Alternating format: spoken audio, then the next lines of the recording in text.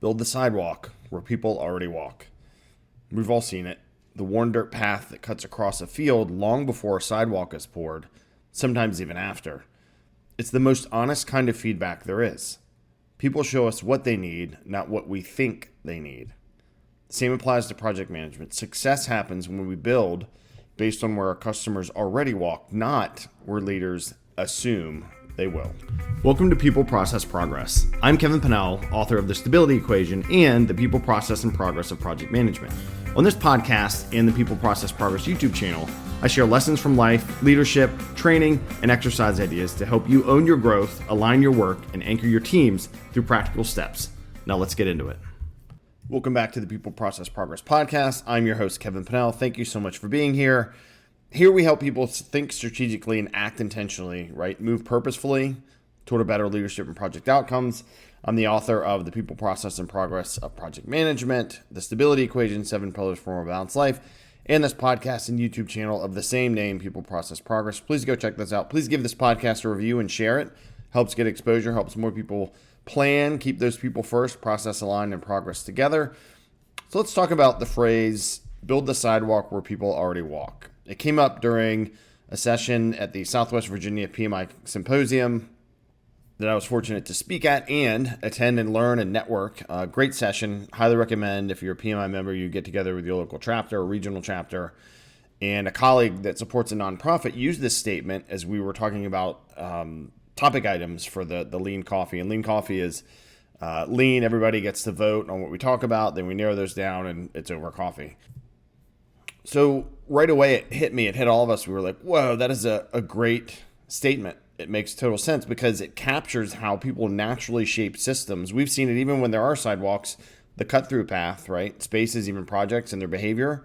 So in organizations, people, whether they're patients or customers or staff or students, are constantly showing us the paths they prefer.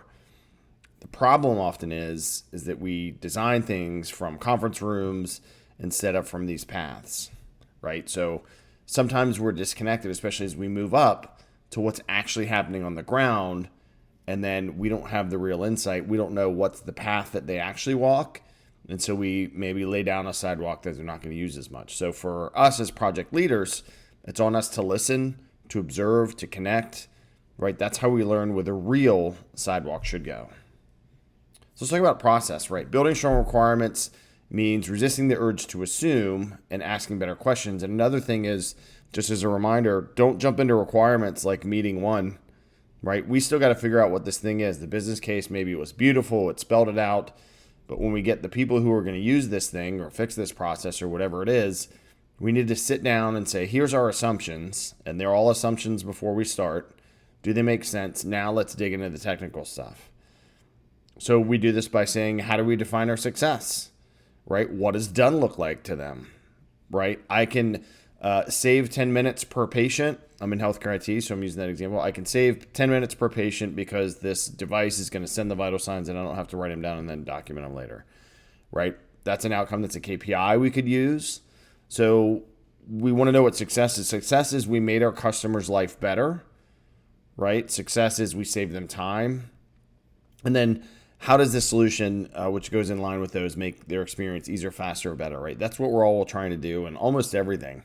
How do we make it easier? How do we make it faster? How do we make it better?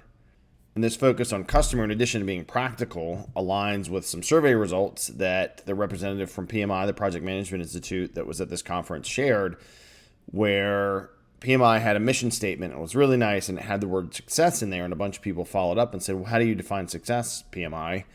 And they said, I don't know, let's ask you how you define success. And that definition and what the thousands of responses concluded was that the customer is the ultimate indicator of project success, which makes total sense. But some folks thought and said, it's got to be the sponsor. They're in charge. They supported it. It's got to be other positions.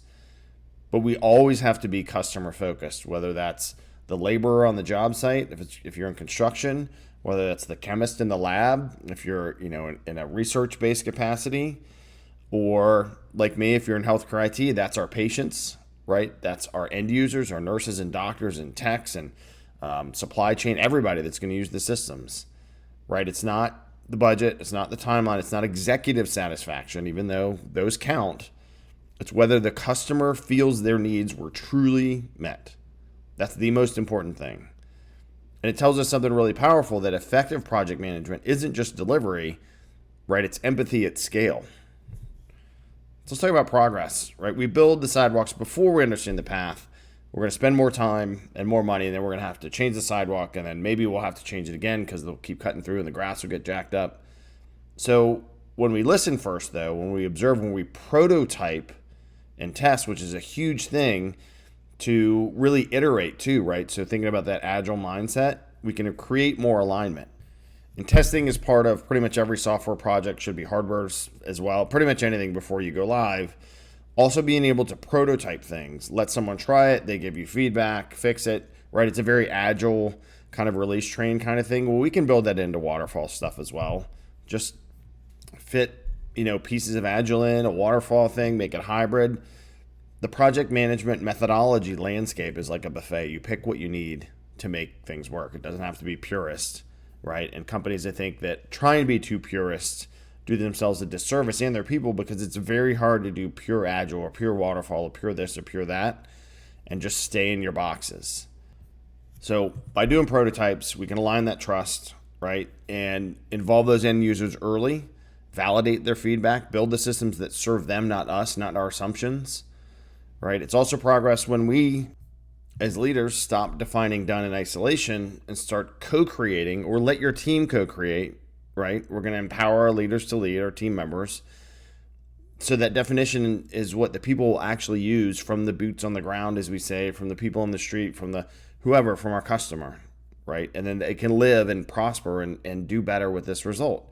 So we can operationalize this as strategic leaders, as PMs at the tactical level, whatever, it helps. Embed the user stories in every requirement. Hold real demonstrations, not just PowerPoints, right? The screenshots of the thing aren't as effective as somebody clicking in the thing or holding the device. And then measure satisfaction at the handoff, not just delivery, right? So we've gone live. How are we doing? The first day of go lives, we're going to track issues, follow up. And then ask yourselves, are we building where people walk or where we wish they would walk? You can read more and listen to episodes and buy the books on peopleprocessprogress.com. Again, the books are The People Process Progress of Project Management, The Stability Equation, 7 Pillars for a More Balanced Life, because we as leaders need to be balanced as much as possible, right? We're not going to be balanced all the time perfectly, while we're also leading strategic programs, project portfolios, all the labels, right? Thank you all so much for helping build up this podcast. Again, I mentioned the website. I'm also on LinkedIn. I'm on X and Instagram at PanellKG, PANNELLKG. Reach out and follow. You can listen on Apple and Spotify. And until next time, remember to keep those people first. Keep your processes aligned. And then you and your teams and your organizations will make progress together. Godspeed, y'all.